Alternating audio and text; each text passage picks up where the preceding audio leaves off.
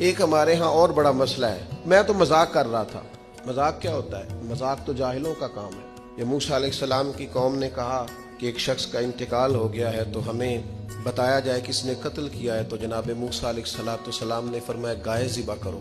تو ان لوگوں نے کہا آپ ہم سے مذاق کرتے ہیں، اتتخذونہ ہزوا، آپ ہم سے مذاق کرتے ہیں؟ تو فرمایا اعوذ باللہ ان اکون من الجاہلین، میں اللہ کی پناہ چاہتا ہوں کہ میں جاہلوں میں سے ہو جاؤں۔ مذاق کرنے کو جناب موسیٰ نے قرآن مجید کا پہلا پارہ کہتا ہے جاہلوں کا کام کہا ہے۔